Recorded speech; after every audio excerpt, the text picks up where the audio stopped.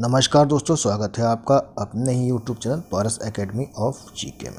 दोस्तों आज है 19 अप्रैल 2022 और 19 अप्रैल से संबंधित सारे करंट अफेयर के क्वेश्चंस को हमने कवर करने की कोशिश की है। ये काफ़ी इंपॉर्टेंट एमसीक्यू से जो आने वाले रेलवे की ग्रुप डी और एनटीपीसी के लिए अत्यंत महत्वपूर्ण है, साथ में एसएससी और बैंक के लिए भी अति उपयोगी है। तो वीडियो को अंत तक देखें। और तो शुरू करते हैं कुछ इंपॉर्टेंट रिवीजन फैक्ट जो हाल ही में घटित हुए हैं। ये काफ़ी इंपॉर्टेंट है पेपर के दृष्टिकोण से। हाल ही में खबरों में रहा नेपच्यून मिसाइल सिस्टम किस देश से जुड़ा है? दोस्तों ये जुड़ा है यूक्रेन से। मध्य प्रदेश सरकार द्वारा डाकुओं पर आधारित कहानियों का संग्रहालय की स्थापना कहाँ की गई है? भिंड में। थाईलैंड ओपन बॉक्सिंग टूर्नामेंट 2022 का आयोजन किस शहर में किया गया बैंकॉक में। राष्ट्रीय बास्केटबॉल चैंपियनशिप के फाइनल में पुरुषों का खिताब किसने जीता है? तमिलनाडु ने। विश्व आवाज़ दिवस कब मनाया गया? 16 अप्रैल को। नववर्ष उत्सव पोइला बैसाख कहाँ मनाया गया? बांग्लादेश में। किस बैंक ने 12 अप्रैल को अपना 128वां स्थापना दिवस मनाया? पीएनबी यानी पंजाब नेशनल बैंक ने। हुनर हाट का 40वां संस्करण कहाँ शुरू हुआ? मुंबई में। हाल ही में किस मंत्रालय ने ई डार पोर्टल विकसित किया है? सड़क एवं परिवहन मंत्रालय ने। हाल ही में राजा परवेज अशरफ किस देश के नेशनल असेंबली के नए अध्यक्ष चुने गए? पाकिस्तान के। और हाल ही में विश्व में सोने का सबसे बड़ा उपभोक्ता देश कौन सा बना है? चीन। हाल ही में किसने वेलनेस केंद्रों पर ई संजीवनी की सुविधा शुरू की है? मनसुख मांडविया ने। और हाल ही में किस देश ने नए टैक्टिकल गाइडेड वेपन का परीक्षण किया है? उत्तर कोरिया ने। हाल ही में भारतीय विज्ञापन मानक परिषद यानी ASCI की नई CEO कौन बनी है? मनीषा कपूर। हाल ही में खबरों में रहा मॉस्कोवा किस देश का प्रसिद्ध युद्धपोत है? रूस का। और हाल ही में अल्पाइन पुष्प की नई प्रजाति की खोज की गई है कहाँ पर? अरुणाचल प्रदेश में। तो दोस्तों ये थे कुछ इंपॉर्टेंट रिवीजन फैक्ट जो हाल ही में घटित हुए थे। अब हम लेते हैं करंट अफेयर से क्वेश्चंस उनके सॉल्यूशन के साथ। विश्व विरासत दिवस कब मनाया गया? ठीक है दोस्तों, तो ये बनाया गया है ऑप्शन बी 18 अप्रैल को। 18 अप्रैल को विश्व विरासत दिवस मनाया गया है। जानते हैं इसके बारे में कुछ फैक्ट। स्मारकों और स्थलों के लिए अंतर्राष्ट्रीय दिवस, जिसे विश्व विरासत दिवस के रूप में भी जाना जाता है, प्रतिवर्ष 18 अप्रैल को मनाया जाता है। इस दिन का उद्देश्य समृद्ध सांस्कृतिक विरासत के बारे में जागरूकता को बढ़ावा देना और उनकी रक्षा और संरक्षण के लिए आवश्यक प्रयास करना है। 1982 में ICOMOS द्वारा इस दिन का प्रस्ताव रखा गया था और यूनेस्को के आम सम्मेलन में इसे मंजूरी दे दी थी। विश्व विरासत दिवस 2022 का विषय क्या है दोस्तों? विरासत और जलवायु। ये काफ़ी इंपॉर्टेंट फैक्ट है, पेपर में कई बार पूछा जाता है थीम्स के बारे में, विषय के बारे में, तो आप इसे याद कर लीजिए। विरासत और जलवायु जो है विश्व विरासत दिवस 2022 का विषय है। लेते हैं और इसके बारे में फैक्ट। विश्व धरोहर दिवस को विश्व विरासत दिवस भी कहते हैं। इसे शुरुआत में विश्व स्मारक दिवस के तौर पर मनाया जाता था। विश्व धरोहर दिवस को वर्ष 1982 में 18 अप्रैल के दिन मनाने की घोषणा की गई थी तथा इसके एक साल बाद यानी 1983 में यूनेस्को महासभा ने इसे पूरी तरह से मान्यता दे दी। भारत की पहली विश्व धरोहर महाराष्ट्र में स्थित एलोरा की गुफा है। ठीक है दोस्तों, इसको याद कर लीजिए, काफ़ी फैक्टफुल है ये। वर्तमान समय में भारत की 40 विश्व धरोहरें हैं। यूनेस्को ने जिन 40 विश्व धरोहरों को घोषित किया है उसमें 7 प्राकृतिक, 32 सांस्कृतिक तथा 1 मिश्रित स्थल है। अब जानते हैं दोस्तों यूनेस्को के बारे में। यूनेस्को का गठन 4 नवंबर 1946 में हुआ। यूनेस्को का मुख्यालय है पेरिस, फ्रांस में। यूनेस्को के महानिदेशक कौन है? Audrey Azoulay. अंतर्राष्ट्रीय स्मारक और स्थल परिषद का मुख्यालय कहाँ पर है? पेरिस, फ्रांस में। अंतर्राष्ट्रीय स्मारक और स्थल परिषद की स्थापना 1965 में हुई थी। अंतर्राष्ट्रीय स्मारक और स्थल परिषद के अध्यक्ष कौन है? तोशियुकी कोनो। तो दोस्तों ये काफ़ी फैक्टफुल प्रश्न था, उसके हमने काफ़ी फैक्ट जाने हैं। लेते हैं अगला प्रश्न। विश्व हीमोफीलिया दिवस कब मनाया गया? दोस्तों ये मनाया गया ऑप्शन सी 17 अप्रैल को। 17 अप्रैल को विश्व हीमोफीलिया दिवस मनाया गया। जानते हैं इसके बारे में कुछ फैक्ट। विश्व हीमोफीलिया दिवस वर्ल्ड फेडरेशन ऑफ हीमोफीलिया यानी कि WHF द्वारा शुरू किया गया था। यह दिवस पहली बार 1989 में मनाया गया था। 17 अप्रैल को WHF के संस्थापक फ्रैंक श्रॉबेल की जयंती के मनाने के लिए इसे चुना गया था। इस दिन का उद्देश्य हीमोफीलिया और अन्य रक्त विकारों के बारे में जागरूकता बढ़ाना है। विश्व हीमोफीलिया दिवस 2022 का विषय क्या है दोस्तों? सभी के लिए पहुंच, साझेदारी, नीति और प्रगति। दोस्तों इसको आप याद कर लीजिए, काफ़ी नोट कर लीजिए, काफ़ी इम्पोर्टेंट है ये। जानते हैं हीमोफीलिया के बारे में। हीमोफीलिया क्या है? यह एक दुर्लभ विकार है जिसमें आपके रक्त में सामान्य रूप से थक्का नहीं जमता है, क्योंकि इसमें पर्याप्त रक्त थक्के जमाने वाले प्रोटीन और कारकों का अभाव होता है। यदि आपको हीमोफीलिया है तो चोट लगने के बाद सामान्य रूप से रक्त का थक्का है जमने की तुलना में आपका खून लंबे समय तक बह सकता है। अब जानते हैं हीमोफीलिया के बारे में कुछ important fact. World federation of haemophilia के संस्थापक कौन थे? Frank Schnabel. World federation of haemophilia की स्थापना कब हुई? 1963 में। ठीक है दोस्तों। और वर्ल्ड फेडरेशन ऑफ हीमोफीलिया का जो मुख्यालय कहाँ पर है? मॉन्ट्रियल, कनाडा में। तो दोस्तों ये हीमोफीलिया से संबंधित कुछ इंपॉर्टेंट फैक्ट थे, इसे आप नोट कर लीजिए, इसी में से प्रश्न आ सकते हैं। लेते हैं अगला प्रश्न। विश्व बैंक के अनुसार भारत की गरीबी में कितने प्रतिशत की कमी आई है? तो दोस्तों ये आई है ऑप्शन बी 12.3%। 12.3% जो है भारत की गरीबी में कमी आई है। जानते हैं इसके बारे में कुछ फैक्ट। विश्व बैंक की रिपोर्ट के अनुसार 2011 से 2019 के बीच भारत में अत्यधिक गरीबी में 12.3% की कमी आई है।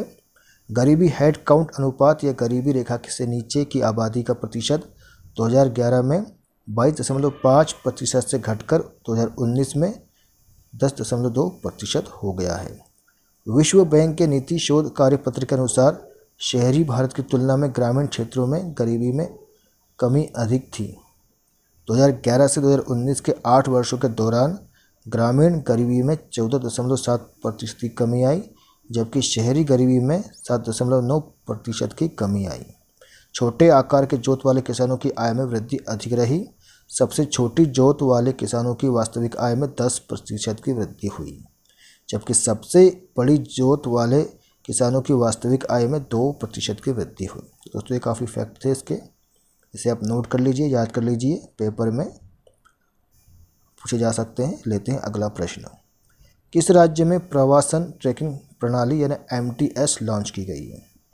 काफ़ी महत्वपूर्ण सवाल दोस्तों ये।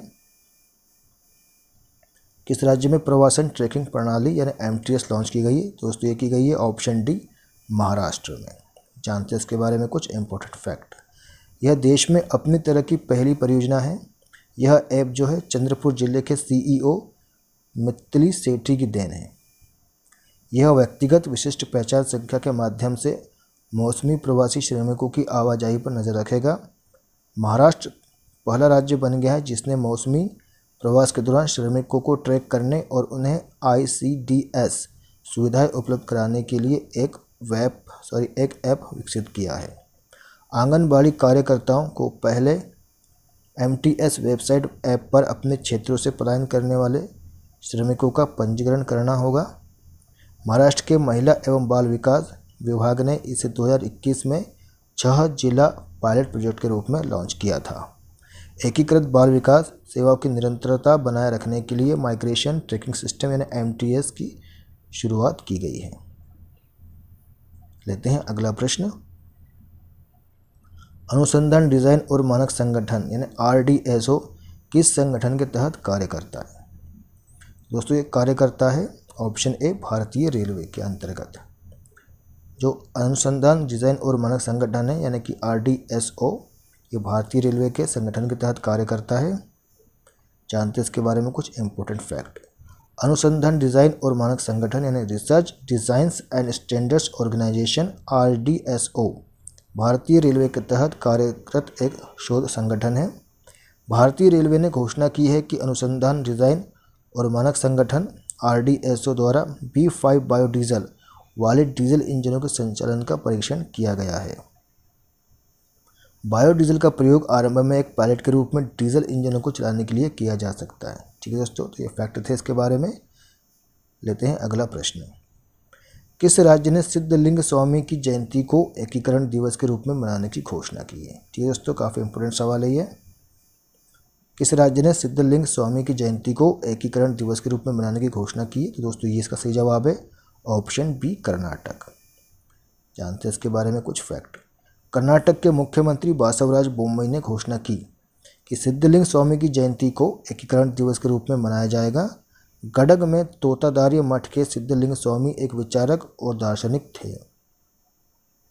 उन्होंने कप्पाटागुड़ा बचाओ सेव कप्पाटागुड़ा आंदोलन का नेतृत्व किया, जिससे सरकार को इसे वन्यजीव अभयारण्य घोषित करने के लिए मजबूर किया। ठीक है दोस्तों, तो ये कुछ फैक्ट थे, इसको आप याद कर लीजिए, काफ़ी इम्पोर्टेंट है ये। लेते हैं अगला प्रश्न।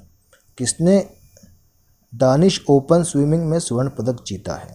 ठीक है दोस्तों, तो ये जीता है ऑप्शन ए साजन प्रकाश ने। जो आप तस्वीर में देख रहे हैं ये साजन प्रकाश है और इन्होंने हाल ही में दानिश ओपन स्विमिंग में स्वर्ण पदक जीता है। जानते हैं इसके बारे में कुछ इंपॉर्टेंट फैक्ट। शीर्ष भारतीय तैराक साजन प्रकाश ने डेनमार्क में कोपनहेगन में दानिश ओपन स्विमिंग मीट में पुरुषों की 200 मीटर बटरफ्लाई का स्वर्ण पदक जीता है। ठीक है दोस्तों, पुरुषों की 200 मीटर बटरफ्लाई में इन्होंने स्वर्ण पदक जीता है। इस साल अपनी पहली अंतर्राष्ट्रीय प्रतियोगिता में भाग लेते हुए प्रकाश ने 1 घंटा 19 मिनट और 27 सेकंड का समय लिया है। ठीक है दोस्तों, इससे पहले केरल के तैराक ने ए फाइनल के लिए क्वालिफाई करने के लिए हीट में 2 मिनट 3 सेकंड और 67 माइक्रोसेकंड का समय लिया था।